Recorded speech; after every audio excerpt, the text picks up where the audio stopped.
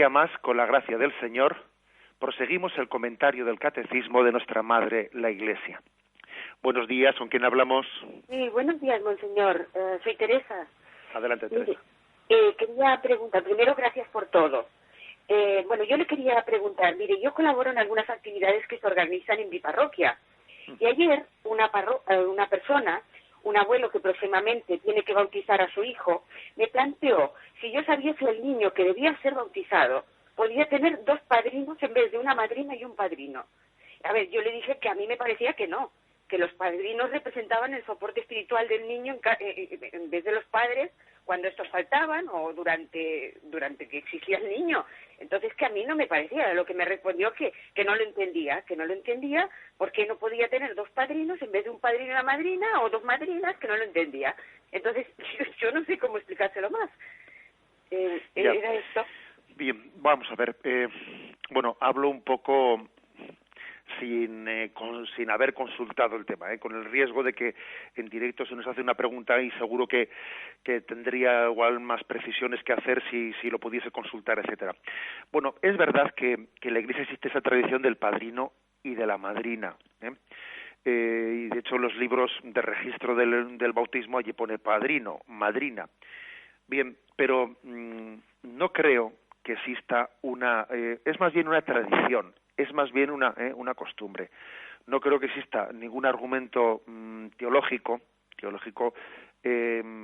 para sostener el hecho de que el padrino y la madrina pues tienen que ser hombre y mujer.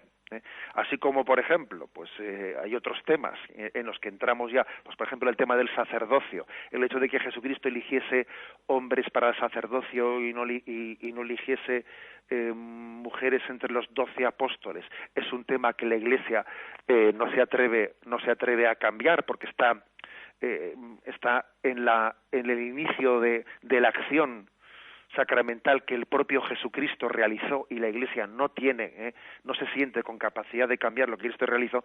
El tema de los padrinos del bautismo obviamente pues es distinto. Puede haber un solo padrino de bautismo, un solo padrino. Puede haber dos, pero que sean hombre y mujer no es un tema ligado a una verdad de fe. O puede haber tres padrinos, es decir, más bien estamos hablando de una tradición de la Iglesia, una tradición de la Iglesia. Entonces ahora viene la pregunta, ¿por alguna razón especial podría hacerse una excepción a esa tradición de que sea un varón y una mujer, pues quienes sean los padrinos? Pues la verdad es que yo creo que sí. Pero bueno, es decir, que se trata de una normativa que no está ligada a ninguna verdad de fe. Creo que esto es lo principal, claro, eso que dice usted de que, pues es que los padrinos quieren también de alguna manera sustituir a los padres en caso de, no es eso lo principal de los padrinos, ¿no? El que sustituyan a los padres en caso de que estos falleciesen. Lo principal de los padrinos es apoyar la educación de la fe de los niños, de la fe. No tanto un padrino y una madrina no puede suplir la paternidad y la maternidad de un hijo en el sentido explícito. Bueno, como digo, esta contestación la doy con toda la humildad y sin haberlo consultado.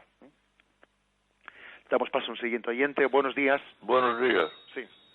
Yo quería... Adelante, sí, le escuchamos. Es que se trata de un niño que ya tiene 7 años y está traumatizado porque vio las procesiones de Semana Santa y no quiere hacer la primera comunión o se resiste a hacer la primera comunión, tiene horror. ¿Y cómo se le podrá convencer para llevarlo al catecismo y para ir introduciéndolo en el catecismo? De acuerdo. Bueno, vamos a ver. Es verdad que los niños, pues los niños son muy impresionables y un niño pues también puede tener un grado de afectividad, etcétera, de sensibilidad al que quizás ciertos gestos nuestros pues pueden también herirle, ¿no? Pues hombre, a veces uno, por ejemplo, si ve la película, pues por ejemplo, de La Pasión de Mel Gibson, donde hay pues una representación de la flagelación de Jesucristo especialmente cruel, etcétera, pues puede dejarle a una persona de sensibilidad grande, pues le puede dejar herida, ¿no? Herida. Y un niño de 7 años pues es susceptible, ¿no? De tal cosa. Vamos a ver, yo creo que es importante dar con la persona adecuada, con la persona adecuada, pues para que a ese niño se le sane un poco esa herida, pues que quizás en una procesión de Semana Santa determinada hay ciertas tradiciones, ¿no?, en las que pues igual van por el camino y se representa de una manera violenta una flagelación que a un niño le puede dejar herido. Yo me atrevería a decir lo siguiente. Creo que lo importante es que el niño reciba la verdad de fe envuelta en la afirmación de la afectividad del amor, o sea, del amor de acogida y de comprensión plena de nuestro sufrimiento que Cristo tuvo. Que la pasión de Cristo sea entendida como Jesús que cargó con nuestros pecados, Jesús que cargó con nuestros males. La bondad de Jesús que nos ama, sufriendo Él lo que el hombre por su propio pecado estaba destinado a sufrir. Esta afirmación creo que es importante. Ahora bien, también es verdad que estamos llamados a dar con la persona adecuada, si puede haber quizás pues o se puede ser la propia madre, o quizás también pues una profesora, un pedagogo, es decir, una catequista, alguien que tenga especialmente hacia los niños. Hoy en día existen muchos tipos de producciones también en dibujos animados, especialmente dirigidas para los niños, que le pueden ayudar sin duda alguna. Quizás antes de llevarle a la catequesis se le podría acercar, ¿no?, a determinados vídeos, DVDs, pues sobre la vida de Jesucristo, que pueden ayudarle muchísimo. Damos paso a un siguiente oyente. Buenos días. Sí, buenos días. Adelante, le escuchamos. Mire, está usted hablando de la dualidad o de la singularidad de Dios, y yo sí estoy de acuerdo con usted. En la singularidad de Dios no hay nada más que uno. Pero, sin embargo, en Mateo 6, Jesús mismo dice: cuando oréis así: Padre que estás en los cielos. Y se refiere al cielo como plural, o sea, lo pluraliza. Y yo pregunto, ¿es que hay más de un cielo? No, ¿Me entiende usted lo que le quiero decir? Sí. No, yo creo que esa dificultad, la expresión en el cielo o en los cielos, es una sola expresión. Es decir, los cielos es como decir en lo alto. Cuando nosotros hacemos esa afirmación no estamos distinguiendo entre varios cielos, no. Es como si dijésemos en los mares. Bueno, pero entonces por tierra, mar y aire, pero hay un único, el mar, es verdad que hay mares distintos, pero el mar es también una unidad, ¿no? O sea que en los cielos hay sencillamente es un giro lingüístico que no obsta en absoluto para el tema de la unicidad de Dios. Creo que esta es la respuesta adecuada. Y es Jesús el que ora al Padre. O sea, es verdad que entre las personas divinas existe una comunicación entre ellos. El Hijo y el Padre se comunican entre ellos, siendo un solo Dios. Esa pluralidad de las tres personas es comunión, es comunicación entre ellos.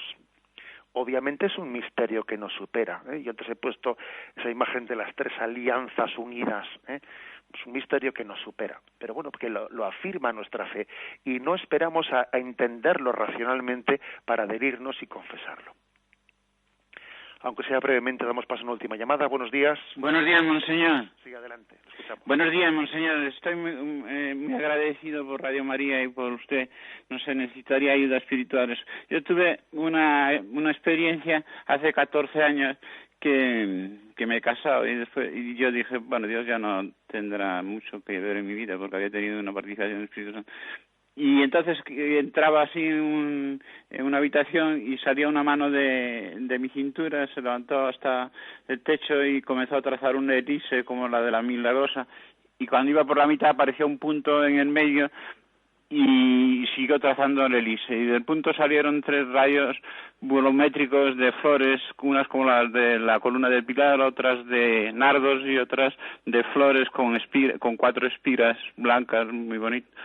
Y el punto me daba la impresión en el alma de que tenía todo el poder y toda potestad. Y en el punto se percibía la presencia mía, de las 3 personas.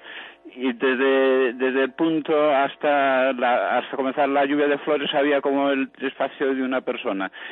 Y entonces el punto soltó un destello sin que yo viera ni sintiera nada y decía: por pura misericordia me he complacido en ti y me complaceré aún más. Y no sé, yo antes estaba con el pensamiento: Dios único, pero no puede ser ateo, Dios de la diversidad, y eso, y me lo resolvía diciendo: Dios no hay pecado, Dios, la armonía, Dios hay armonía, pero y en aquel momento dije: Dios es amor, el amor verdadero es único, pero no es un solitario narcisista.